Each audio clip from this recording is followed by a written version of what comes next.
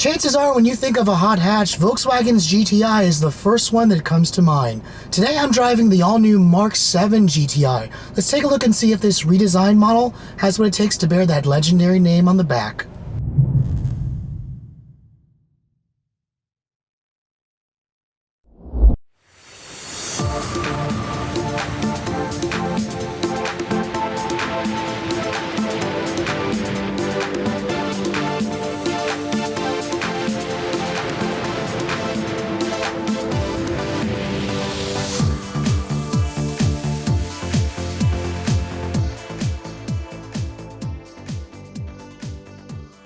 At long last, you all have been asking me non-stop to film the 2015 GTI, and you guys know that I'm a big fan of this car. I actually owned the Mark 6 edition, a 2010 GTI, a couple of years ago. I owned it for about a year. I love the car, but there were always some things about it that made me wonder what Volkswagen would do for the next generation. Now, first of all, I want you guys to excuse my voice. I'm sort of getting over a cold, as this time of the year has been kind of making everybody sick, especially around me. But anyways, I'm really excited to show you guys this Mark 7 GTI. This particular one that I'm sitting in is an Autobahn 4-door with the dual clutch, the DSG transmission. Not necessarily how I'd pick it myself. I'm a purist. I prefer to drive the manual. Volkswagen's manual is a pretty good transmission, but you can see this Mark 7 GTI has been a hot car since it came out. It won Motor Trend's Car of the Year award, or at least the entire Golf platform won the Car of the Year award. And you guys have to know the GTI is the quintessential hot hatch. This is the original hot hatch. It competes head-on with cars like the Mazda Speed 3, the Ford Focus ST, the Honda Civic Si. And you can see for the Mark 7 version, Volkswagen didn't really take too many daring chances with the design. It still looks like a GTI, it looks like they took out some of the curves of the old model and replaced it with a little bit more of a boxy design.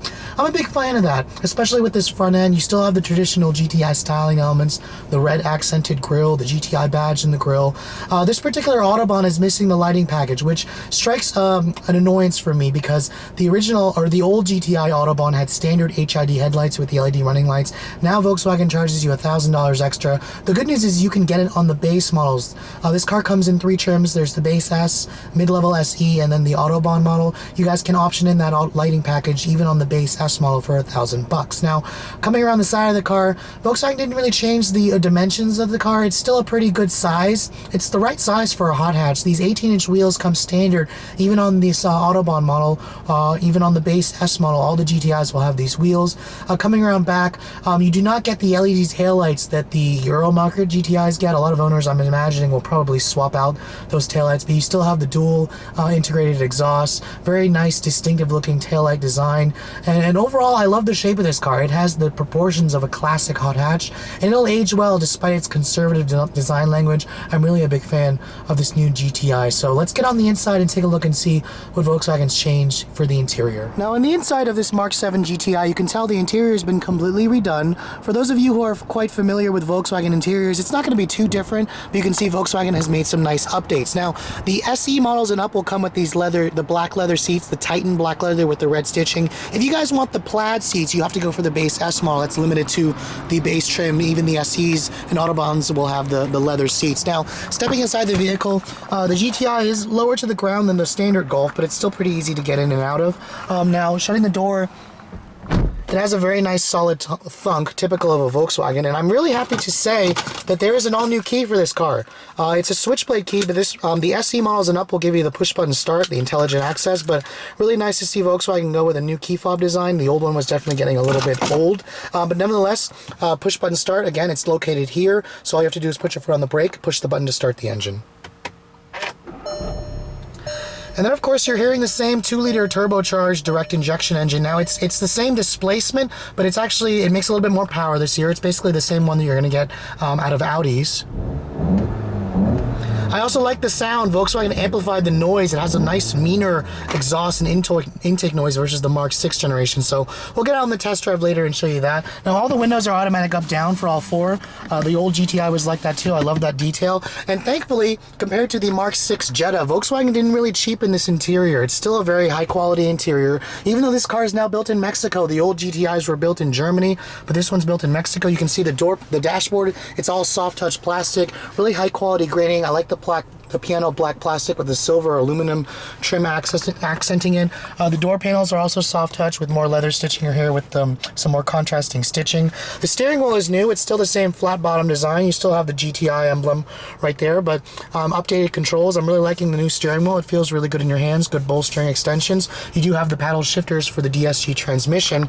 Now, looking at the center stack here, this is where Volkswagen really needed to update their technology, and I'm happy to say that you do have a little bit better of a screen this year. It's a 5.8-inch touchscreen display. Now, I am a little disappointed because Volkswagen really could have gone with a bigger screen. This is still on the small side, especially when you look at the 8-inch screen you're going to get in the Ford Focus ST, for example, or the 7-inch screen in the Honda Civic Si. But nonetheless, there's the map display. It's an updated map display. It's not the same aftermarket-looking unit in the old GTI, the one that was powered by TomTom. But you can see here, it is a touchscreen. You can swipe, you can pinch and zoom out. It's a little bit slow to respond at times, but I mean, it's updated, but I kind of wish the Volkswagen would update it even more with a bigger screen, but I'm guessing they're saving that stuff for Audi. You have some new traffic information here. You have real-time traffic that goes by Sirius XM. If you go to the car settings here, it'll show you your fuel economy information. You can change the setup, you can change the view. I mean, overall, the display is much better. When you go to menu here, it gives you kind of just, different little sub-menus on what you can choose. You have your phone, you have your radio. You can also use this little scrolly wheel here to control it if you don't feel like using the touchscreen. I mean, it's much better. You can get this car with some driver assistance tech. Now, a backup camera is available on GTI, on SE models and up. That's the first time you can get a backup camera on GTI. It's a small display. The graphic could be better. It does have some distance markers, but no trajectory, as you see. This car does have some parking sensors as well on this Autobahn model, but I mean, overall, the infotainment display, it could be better, but it is nice that VW updated it. Now, the Autobahn models will come with the dual zone automatic climate control. If you guys want that, you have to go for the Autobahns. You can see there is a little driving mode here. When you push that, you can cycle between normal, sport, and individual mode. So that's a new customizable feature that they kind of took from Audi. You do have a stability control off button here. You can actually switch off the stability control entirely, apparently, or there is also a sport driving mode if you guys are going to take this car to the track. The overall feel of the center stack hill feels pretty nice. You have a hand-actuated parking brake. The European models had the electronic parking brake, so I like that VW gives that to you there. You can still use the MDI connector. I really wish VW would get rid of this. I mean, look at this. This is a 2015 car. It gives me the old iPhone connector, and this is the one that comes standard. If you guys want the lightning connector, you have to pay extra from the dealer. I really wish VW would just get rid of that entirely. Looking at the rest of this center console here, you have nice cup holders here. You have a power outlet right there. This armrest here still slides and adjusts. It has another power outlet in there. It's a little bit on the small side. The glove compartment is a very large glove compartment. At least there is an SD card there for your navigation system. And then, of course, the SE models will give you the big pano sunroof, standard equipment. It's on SE and up, so if you guys want the sunroof, you do have to go for the upper trim levels. Overall, I'm really liking this interior. It certainly feels like a nice interior. You can almost say it could wear an Audi badge in here, aside from the still on the small side infotainment display, but overall, it's a very nice cabin. So the back seat of the GTI is also a pretty nice place to spend time. It has pretty good legroom, especially if you guys get the 4-door model, but despite that, even the 2-door will give you good space. But stepping inside the back seat, the bench is actually on the low side. I kind of feel like I'm falling into the back of the seat. I like how VW gives you vents back here. You can close the vents. You do have dual map pockets. You have a nice armrest here with some cup holders. And shutting the door, of course, the doors, they close with a solid thunk. You have hard touch plastic up here, surprisingly. The old GTI had soft touch materials, but it is soft touch down here where your elbow is going to rest. Now, looking underneath the hatch, you can see the GTI is still a very practical car. You're looking at about 23 cubic feet of space with the seats up. You want to fold those seats down, you're going to get about 52 cubic feet of space. So it's about the same versus last year, but you can see the opening is very large. It's a very practical car. You're not going to find features like a power tailgate in here. Don't expect that. This is still a Volkswagen, of course, but looking under here, you do have a temporary spare tire, so it's nice that VW still gives you that option.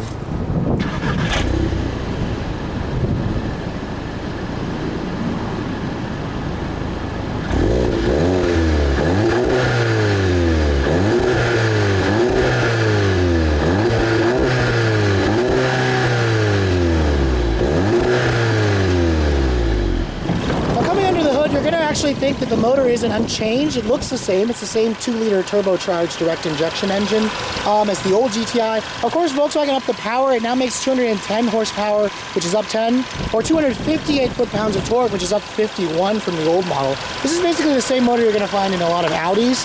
You can get a performance package for $1,500 more. That'll give you another 10 horsepower for $220. It's a nice increase, especially the torque numbers. Now this car is actually also lighter. The Mark 7 platform is about 100 to 200 pounds lighter than the old one, so more power, less weight. It equals more speed and better gas mileage. This car is rated at 23 in the city, 33 on the highway with the DSG, 34 on the highway if you guys go for the 6-speed manual. Let's get on the road and see how she does. This car only comes with front-wheel drive. If you guys go for the performance pack, you'll get a limited slip, a mechanical limited slip differential. So let's see how it all works together. Alright, so this is my first time driving the Mark 7 GTI, and I was always really impressed with the Mark 6. There wasn't really much change that VW could do. I mean, it was really a great driving, refined, grown-up hot hatch, and I have to say this new one takes what was great about the old one and elevates it to new levels that I honestly didn't think were quite possible.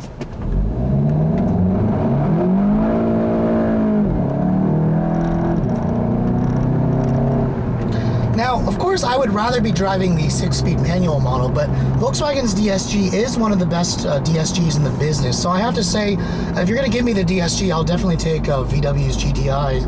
And, you know, right off the bat, I'm noticing just how much more refined this car feels. And the old one already felt like it was built like from a solid granite of steel or solid bulk of steel, honestly. This new one feels even more sporty to drive. The steering is just excellent. I really like the new interchangeable modes for this car. I actually have it in individual mode where I adjusted the steering to be in sport, the engine to be in normal mode. And if you look at the steering wheel, this car has really excellent steering feel despite the fact that it's electric. The car changes directions with authority. It just inspires a lot of confidence, and despite the extra power, I don't really feel much in terms of torque steer. There is a lot more torque, but this steering doesn't really want to buck out of my hands. And I mean, overall, I like the way this car drives. It still feels like a GTI, but it also drives like a much more refined car versus the cars like the Mazda Speed 3, the Focus ST, the Civic Si. But for some of you, it may actually be a little bit too grown up. Some of you may like that, you know, playfulness that the other competitors may give you. But for those of you looking for a grown up car like this, the GTI is still one of the best choices on the market. So I'm going to switch the mode here back to sport mode, so it's going to alter the engine into sport mode, and let's see how it does. I'm going to leave the stability control and traction control on, just because before it had a little too much wheel spin.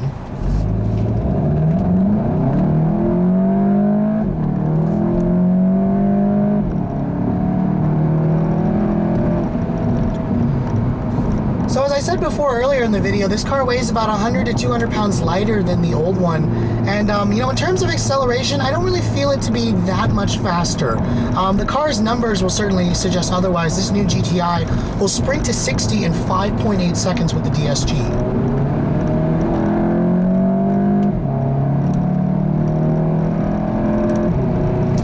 Love the way how quickly that transmission shifts, and I also love the nice burble noise that the exhaust makes. It's a little bit of a louder exhaust this year, a little bit more intake noise is being funneled in through the cabin. And VW has done a really good job with the driving dynamics of this car. I will recommend the performance package. If you guys are looking for the ultimate GTI, you really got to go for that performance package.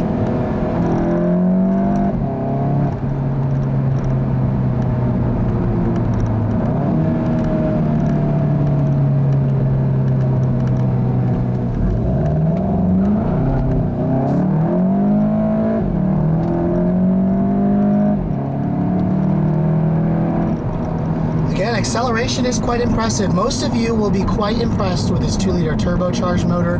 It will sprint to 60 in under 6 seconds. It certainly feels like that, where the old one, it kind of felt like a mid 6-second car, especially when you had the manual. The DSG kind of made it feel just as quick, but really what makes this car feel faster is the fact that the engine is a little bit louder. It's amplified the intake induction noise. I mean, overall, the driving dynamics of this car are great. All right, so putting the car back into normal mode and just driving this car normally as a commuter car, this is where the GTI really excels, and this is really where you're going to feel a difference between the Ford Focus ST, the Mazda Speed 3, the Honda Civic Si. This car feels the most refined.